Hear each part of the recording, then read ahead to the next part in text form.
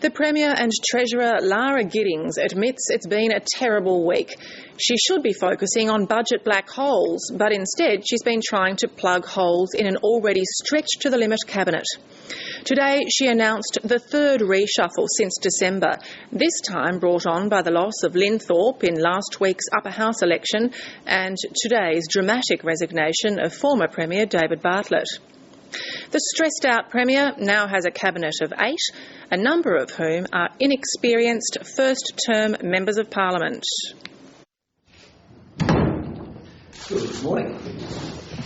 The last of the big crowds, I suspect. David Bartlett this morning closed the door on his political career. It's forced the third cabinet reshuffle since December after Lynn Thorpe lost her seat in last weekend's Legislative Council election. I'm really disappointed that I won't have the opportunity to personally advance the agenda for children and young people. While Lynn Thorpe was pushed, David Bartlett has jumped. Being in politics is a job that requires 110% passion and commitment to get up in the morning and keep doing it, and doing it for many hours of the day. And that if I wasn't able to give at least that, I needed to question whether I should be there or not.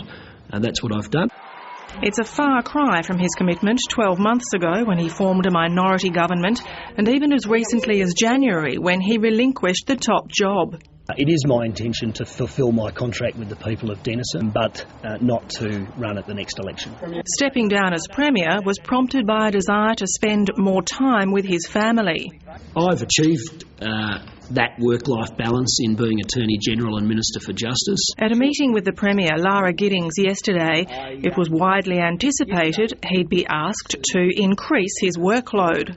Before she had finished the first sentence of talking about what her plans for her future cabinet were, I interrupted and suggested to her that I needed to tell her what was in my mind. Mr Bartlett tried to put a positive spin on his decision to quit Cabinet.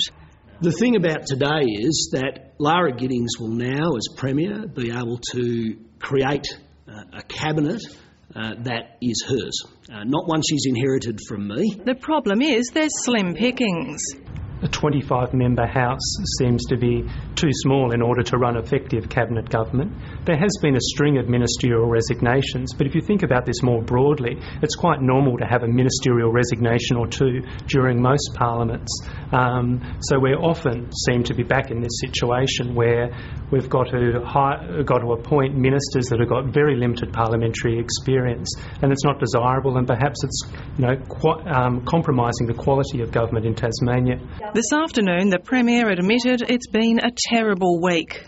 And I'm not going to try to gloss over it. Announcing her cabinet, Ms Giddings said it would harness the skills of existing ministers and introduce new talent. I believe a Labor Green government remains the best hope for the future of our economy and our state. A third member of the Tasmanian Greens has been promoted. After just a year in Parliament, Paul O'Halloran will become Parliamentary Secretary. Greens leader Nick McKim has been promoted to take on education, and recent Cabinet appointee Brian Whiteman becomes Attorney-General and Justice Minister.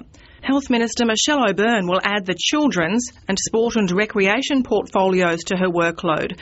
Perhaps in a bid to improve government stocks in the polls, the son of the late Labor Premier Jim Bacon, Scott Bacon, has been elevated to take on tourism, hospitality and veterans affairs. Scott Bacon is the third first-term politician to take on ministries. Clearly it's unusual to have ministers and ministers with relatively senior portfolios, in the case of David O'Byrne, with very limited parliamentary experience. In terms of the cabinet reshuffle, I think it's deft politics from Lara Giddings in terms of giving Nick McKim a much more important portfolio in education, and then at the same time blooding a new Labor Member of Parliament, Scott Bacon. And who will now replace David Bartlett in Denison? Lisa Singh goes to the Senate in July and doesn't want it. Former Minister Graham Sturgis is understood to have had enough of politics, leaving lawyer Madeleine Ogilvie, who polled just 600 votes at last year's election. But when the replacement will take their seat in Parliament is anyone's guess. David Bartlett wouldn't say today when he'll leave Parliament. Mr Bartlett, you've said weeks and months. Can you give us a date of when you will in fact leave Parliament? Well, I can't give you a final date at the moment, but you won't need to wait too long. He says there's some electorate work he wants to complete before leaving politics. I've got a few projects that I want to finish in my electorate, and a few clubs and a few organisations that I've supported and have supported me that I want to complete projects for. But he's not committed to staying to see through significant reforms in his cabinet portfolios. I do believe a new Attorney-General will have plenty of things to run with, including a sex industry discussion paper about to be released, a discussion paper on reform of donations and electoral spending caps. In terms of regrets, Mr Bartlett didn't refer to any policy decisions, but his treatment of a former cabinet colleague still lingers. One of the things I've thought a lot about lately is my handling of the issues around Paula Root. But Lara Giddings isn't looking to the past. She's just weeks out from her first budget as Treasurer at a time when the state's coffers are bare and her small cabinet is weighed down with inexperience.